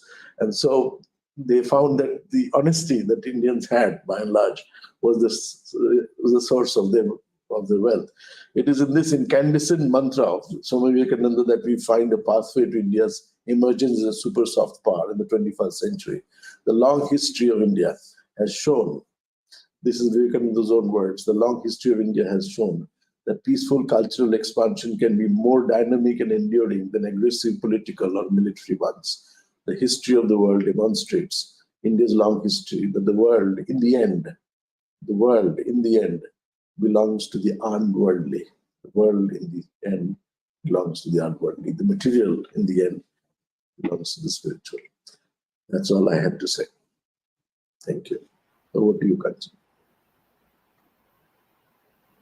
Thank you, Professor Chatterjee, for bringing up another dimension of Swamiji's life and mission. One thing I just wanted to share along with that is that the world is talking about India becoming a Vishwa Guru, and in that same sense that India will become a Vishwa Guru in such and such time. My argument against that is that India has been a Vishwa Guru. India is a Vishwa Guru. India will remain a Vishwa Guru. Only the people of Bharat should realize that, and then only we don't have to wait for another century or another 25 years or 27 years. So well said, Professor Chatterjee, on that the power of spirituality, dharma, has to be the foundation of. Kanchan, I missed a point. I'll take a minute if you allow. Please go ahead. I was trying to reconcile how wisdom and wealth could be, how Saraswati and Lakshmi would come together. I was just thinking both represent what you might call an expansion of consciousness. What is wealth? And I go back again to my favorite example of my conversation with Visa creator D. Hawk. He said money is human energy impulse that can be alphanumerically coded on a plastic card or on a currency note. And those impulses can travel the continents, provided there are two things behind the traveling of that impulse. One is trust, the other is value. See, this is dharma. So dharma is converting human energy impulse across the oceans and imprinting itself on currency notes and plastic cards and making it felt. And this is how wealth and wisdom come together. Just expand the consciousness a little bit, and then you know that both Saraswati and Lakshmi are simple manifestations of the same principle of expanded awareness or consciousness, whatever you call it. That's all. Thank you. I think there were some questions relating to this. Someone asked about what dharma is, what is the difference between the Hinduism and dharma. So I think you already have answered this question. This was also my question to you. Later on, I was going to ask, so how Saraswati and Lakshmi can sit together in the same room, and which is very important. Before we move to, I know it's getting a little late now, but we have, I think, another 15 minutes we should have for completing some of the thoughts Maharaj also has. And also, I just wanted to mention to you, Swamiji had a encounter with, I am using the word encounter, intention with our great freedom leader, Bal Gangadhar Tilak. By chance they met in a train, and Swamiji stayed with him. They had a lot of exchanges, and there are stories that Swamiji, and they said, okay, you do the political, I do the spiritual, such discussions. But when Swamiji took Mahasamadhi, Tilak was very, very sad, and this is what he had to say, and that will be a good segue to the next part. He said, thousands of years ago, another saint, Shankaracharya, who showed to the world the glory and greatness of Hinduism. At the fag end of 19th century, the second Shankaracharya is Vivekananda, who showed to the world the glory of Hinduism. His work has yet to be completed. We have lost our glory, our independence, everything. So that was in 1902 when Swamiji left this mortal body. And also, I cannot resist to mention about Netaji Subhash Chandra Bose's comment on Swamiji that as you know, Netaji said that I'm his Bhav Shishya. Basically, if Netaji was alive, I mean Swamiji was alive, Netaji say I would sit at his feet and do my seva to the nation. He said, reckless in his sacrifice, unceasing in his activity, boundless in his love, profound and versatile in his wisdom, exuberant in his emotions, merciless in his attacks by yet simple as a child. He was a rare personality in this world of ours. According to him, according to Netaji, Swamiji had consecrated this his whole life to the moral and spiritual uplift of his nation as well as humanity. So I think Maharaj has some few more things to share, and then there are certain questions people ask. During the lifetime of any great person, there'll be some people will not accept it, some people will have different ideas. So I want to touch few of those towards the end of this session. I don't see too many questions, but I think that will be good. But Maharaj, you take 5 minutes to wrap up your thoughts, a few more things you want to say, about 5 minutes, and then we'll get to that segment, Maharaj. No, I can only add to what Professor Chatterjee was saying about Lakshmi and Saraswati being together. So it is something that our Guruji, Swami Paramananda, had told us, that when there is Shiva, who is the father, uh, in the middle, then Lokhi and Saraswati can reside together without any problem. So, which goes back to Professor Chatterjee's point of that only the otherworldly can fully be merged with the material. So, it is from Shiva from whom we have got all our arts and crafts and medicine and ragas and dance and everything. So it is from Shiva, from whom we have learned to generate wealth. But at the center of all these efforts, even when you are pursuing cultural aspirations, for example, you can be very egotistic. So maybe if I have money and then I feel proud and egotistic is one thing, but I'm a good singer and I'm a sadhak of Saraswati, let's say. But even that I can be also egotistic. So whenever I become egotistic, my progress suffers. I get stagnant. I get stuck. So when there is Shiva, when there is this element of tyag, which Swami Vivekananda always said, Hey Bharat bhuliyo na, tomar adursho sarbotyagi shankar. Never forget that your greatest ideal is all renouncing Shiva, which doesn't mean that he's completely indifferent to material things. Not at all. Shiva, in fact, all the wisdom, knowledge, everything, cosmology to mathematics to Ayurveda, everything, Tantra, everything comes from Shiva. All the material things, let's say. So both Saraswati and Lakshmi can decide when there is this element of tyag or complete sacrifice or renunciation in the middle. That is, I just wanted to add to what Professor Chatterjee had said. And also, Kanchunda, in response to, I have nothing more to add except the fact that all the nationalists of Bengal, the radical nationalists, the extremist element in the Congress party, they were almost universally drawn to Vivekananda.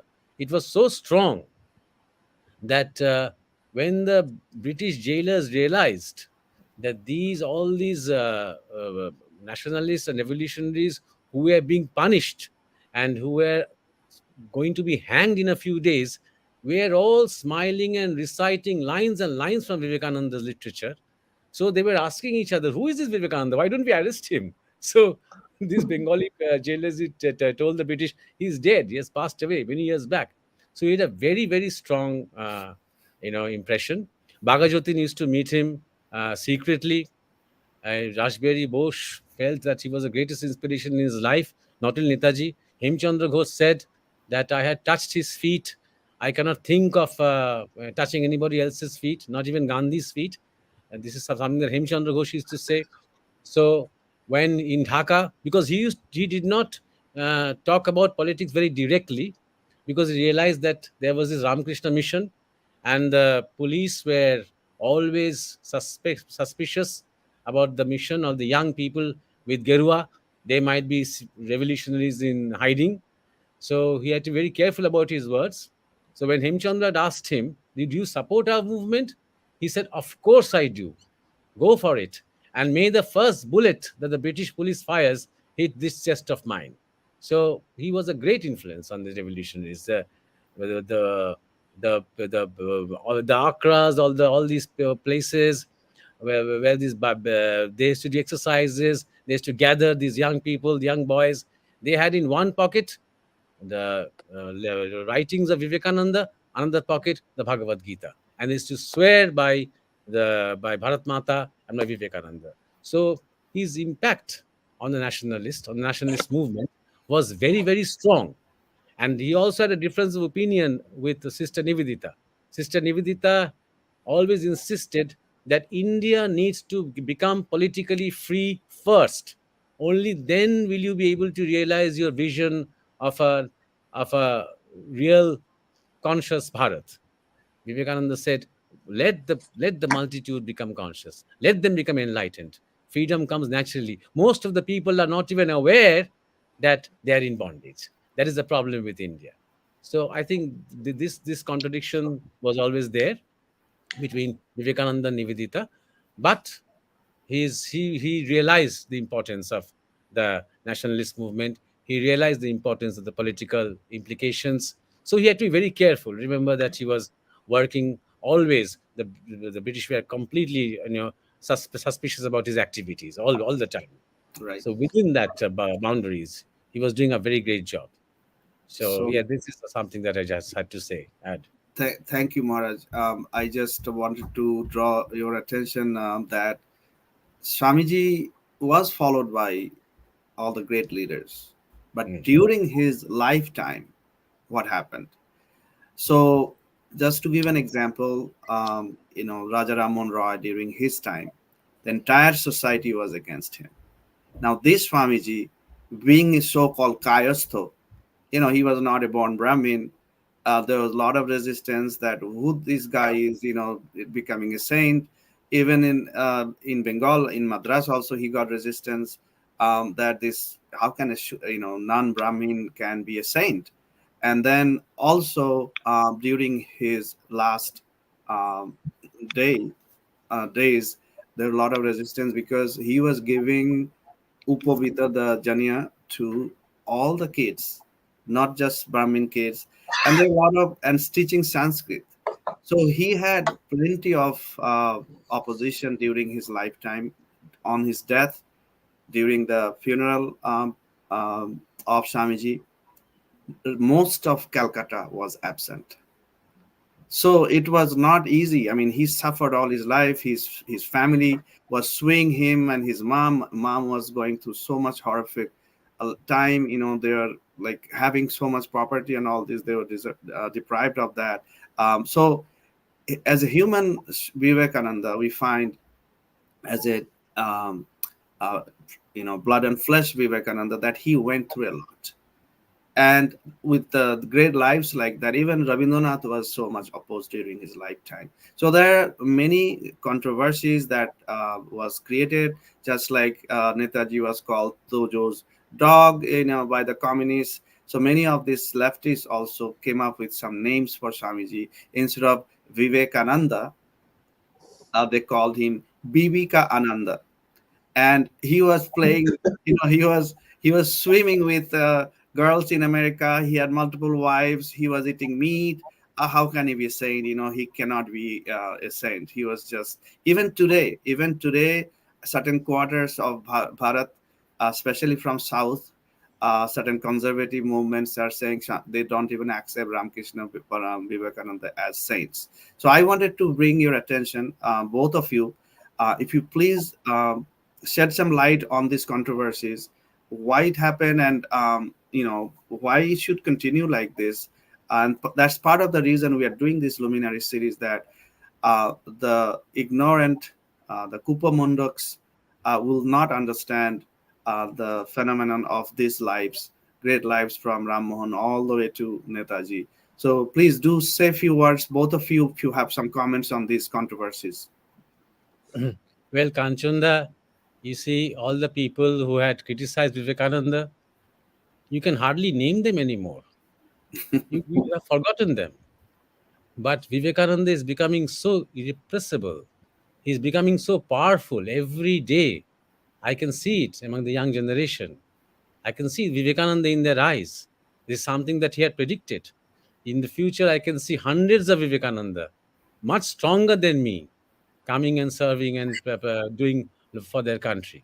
So this is happening so strong that obviously there is resistance to that. Obviously, Vivekananda is such a binding force. He's such a great force with us. Even when we think about him, we feel the energy inside ourselves. This nobody else, no communist leader, no critic of Vivekananda, no critic of Ram Mohan can invoke in us. Can you name a Yeah. single person who crucified Jesus? All the people who nailed him. So you see, but today Vivekananda is everywhere. His literature, his thoughts, his ideals are everywhere. And this is bound to happen, Kanchanda, because he crossed the seas. And that is, the Hindu society, the Brahminical society was so closed, it was considered to be a sin to do that, crossing the seas. Then he, of course, yes, he used to be very free about his food, and he had explained these things very, very elaborately in many of his writings and speeches.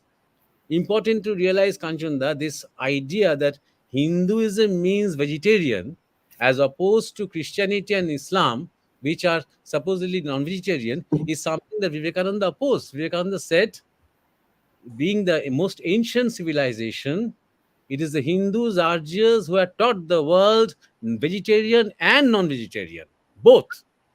You see, and then according to nature, according to body, according to occupation, according to the place where you are after migration, all these things are factors. And he has explained these things in detail, the for and against, the pros and cons of food. And he was not like this because I eat meat, so you also eat meat. He was not like that. He said, eat according to your nature, eat according to your dharma, eat according to your taste, eat according to your health. This very open minded about these things. So he was too much for our mainstream, Hindu society, the British bootlicking kind of a society at that time. They were the ones who were considered to be intellectuals. They were the ones who were taken seriously. So after Vivekananda passed away on the 5th of July, 6th of July, there was nothing in the newspapers. Only a short little news item, third or the fourth page of an English daily, which said, "The meat eating monk passes away." Yeah. Look at the slander. Look at the Exactly. slander. So Uh, this is bound to happen. But now his birthday evokes big headlines, even from these mainstream newspapers. So you see the currents change and these things happen. It happens every time. Thank you. And before I go to Professor Chatterjee, I just wanted to quote Ramakrishna Paramahansa himself about meat eating habit of Vivekananda. So he says, Thakur Ramakrishna himself says, "Behold, here is Naren. See, oh, what power of insight he has. It is like the shoreless sea of radiant knowledge. The mother Mahamaya herself cannot approach him within 10 feet of him. She is barred by the very glory which she has imparted to him." Now he says, Naren has 18 extraordinary powers. Those of you know about yoga, tantra, Thakur is saying Naren has 18 extraordinary powers, one or two of which are as sufficient to make a man famous in the world. He is a burning, roaring, fire consuming all impurities to ashes. Even should Naren live on meat, it could not harm in the least the great power of spirituality within him. Those of you have read Kathamrita, you may find this, but this is what, the so-called meat-eating monk was to Thakur Ramakrishna himself, who is, we call Paramahansa Avatar. So I think those, who are in the path of spirituality, do have a lot of faith in Thakur Ramakrishna, and that put to rest about these confusions that, all right, if you eat meat, you are no more a Hindu or you're not in a monk. So I'll go back to Professor Chatterjee. I see some smile on his face.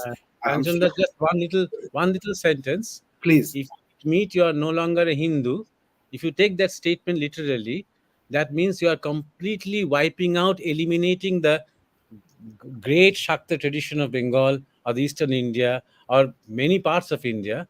You're completely wiping it out from your narrative.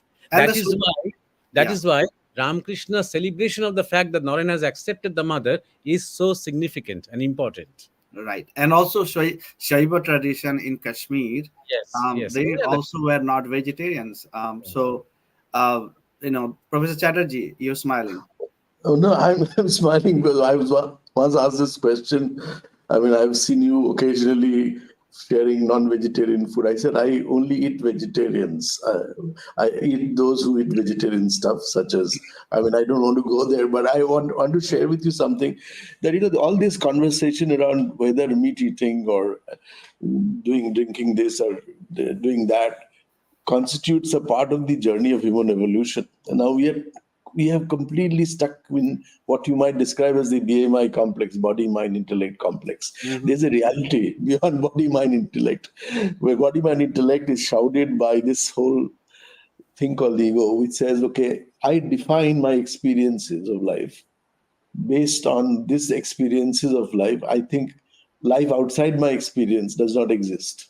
So I have a limited version of what I know to be to be reality. And we are all frogs in the well. Kupamandukta is not confined to only a class of people. We all are. As long as we'll have a body mind complex, we'll have this infirmity that says that I'm defined by the limits of my ego and my understanding of my body. Body perceives reality, mind feels, and intellect thinks. And so we look at our thoughts, our felts, feelings of the past, and our perceptions is equivalent to reality. Now, if you ask me, a person whose name is Shikumar Rao, he is based in New York, and he was trying to teach Vedanta in his classes in Colombia and other places. And he said, Devashish, I meet with resistances. People call me charlatan. Vivekananda, when I once I quoting, he said, I mean, come on. And so, how do I deal with this? I said, look, imagine the enormity of the resistance Vivekananda himself would have faced. He made it much easier for you today. At least people have heard about Vedanta and all that. Imagine when we were sitting against those rocks coming to, ridicule in Chicago, people throwing stones at him. Imagine what he must have gone through. And I like to see all the abuses, all the opposition as a purifying process. Because if you have to come clean as pure gold, you have to go through fire. And if you don't go through fire, Christ's crucifixion, Buddha's, renunciation, Vivekananda's extraordinary hardships in life, unbelievable. I was reading Shankar's work on Ajana Vivekananda, and this is something that I would ask every Bengali to read to see what makes a Vivekananda is this extraordinary cleansing process through that kind of resistance. Once you go there, then you realize that it has happened to all great people. It happened to Gandhi, it happened to Tagore. Vivekananda, of course, it had to happen to him because for every incumbent to truth, there will be an insurgence of the establishment. Every person who does something new, there'll be 10 others who will pull him down. And so this is the reality of life. And if one has to transcend that, one has to be a Vivekananda. Ordinary people can't do it. That's why he is what he is. Thank you. Thank you. That's great. There is one question, though little bit less relevant, but I want to take that one question. The question is, in a letter written to a Mr. Settler, he says that we need to go to Africa. Swamiji is saying we need to go to Africa. So I also read something similar, that African continent is crying for a spiritual vacuum that they have, and they want something to happen. So, definitely that was in Swamiji's mind.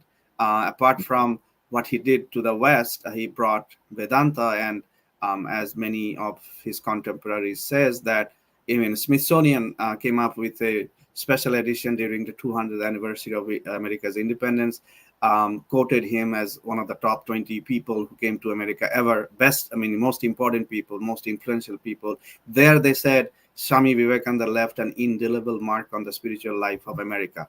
and similarly others also said. So I think he also was preaching a practical Vedanta to the world, and I think Africa was in his roadmap. Someday, some Indian, some Hindu monk will be there to help people in Africa to also reach their self spiritual realization. So on that, if Swamiji or Devashish has any comment on that. Just two things, Kanchanda.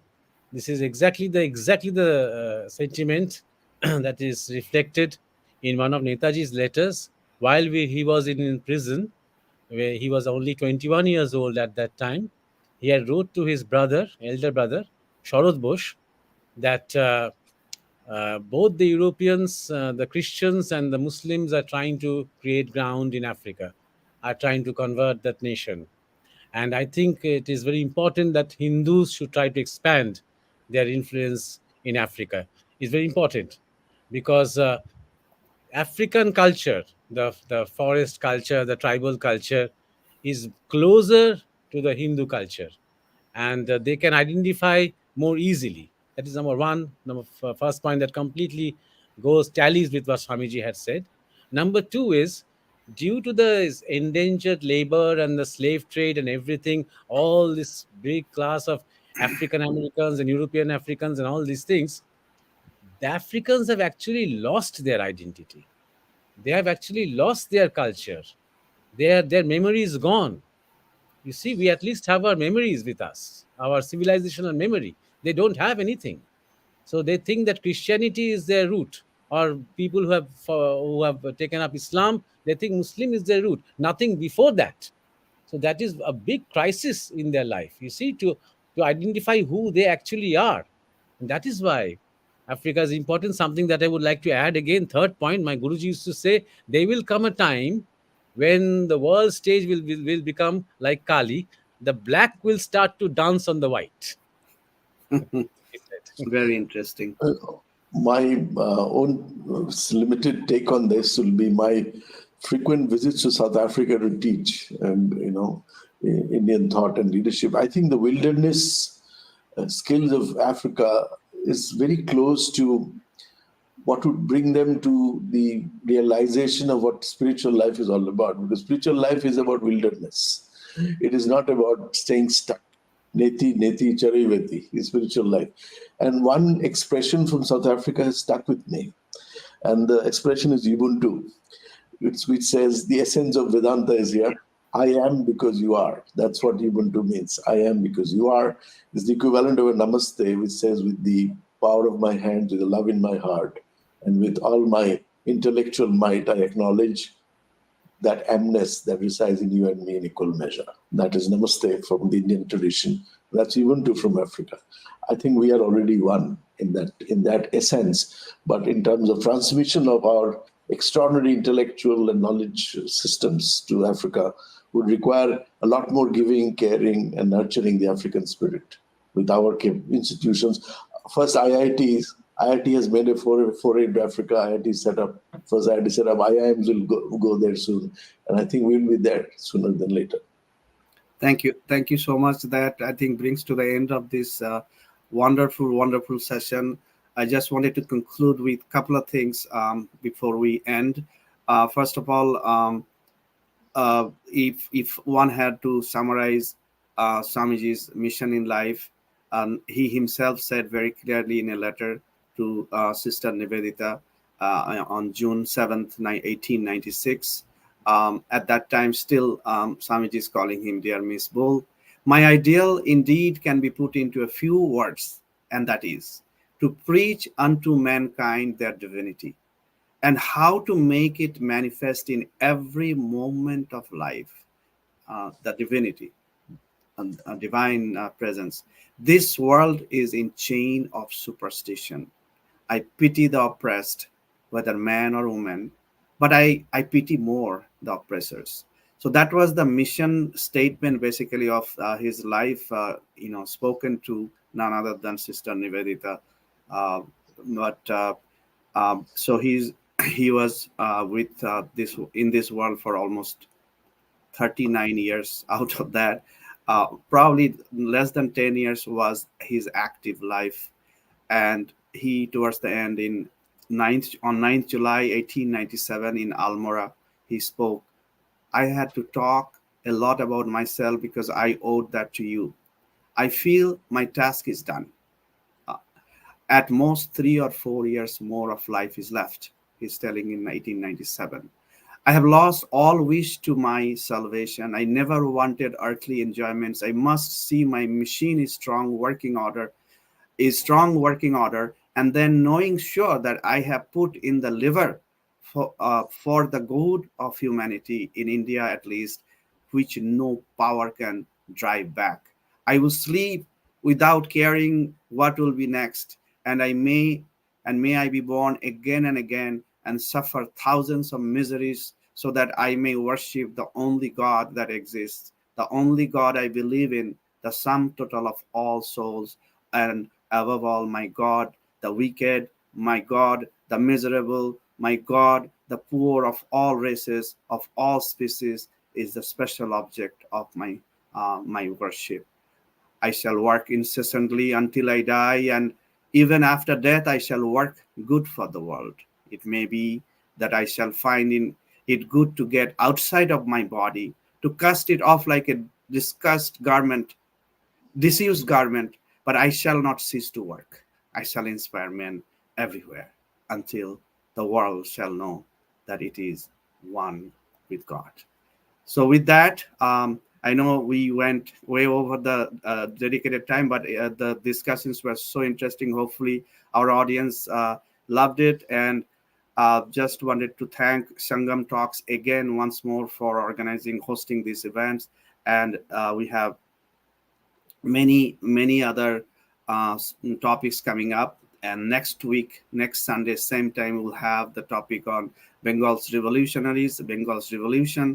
And Professor Gautam Sen from London School of Economics, and Sri Sanjeev Chanel, economist from Delhi. They will be speaking about the revolutionary movements of Bengal. So with that, I'll hand it over to Akshayji. Thank you again. Thanks to all the people listening to this great program. Akshayji, namaskar. Thank you, sir. Kanchan sir, before we end, I know we have already extended time, but before we end, I would like to take 2-3 more minutes to read out section from an article that I wrote last year about that eventful day of Parliament of Religion, where Swamiji spoke. So, you and our both respected speakers have already highlighted how Swamiji's speech at Parliament of Religion in Chicago introduced him on the world stage. So, this event made Swamiji a household name all around the world on 11 September 1893. I would like to take this opportunity to read out a small section of that article for our viewers, so Please. that we can leave our viewers with a bit more idea about that historic day.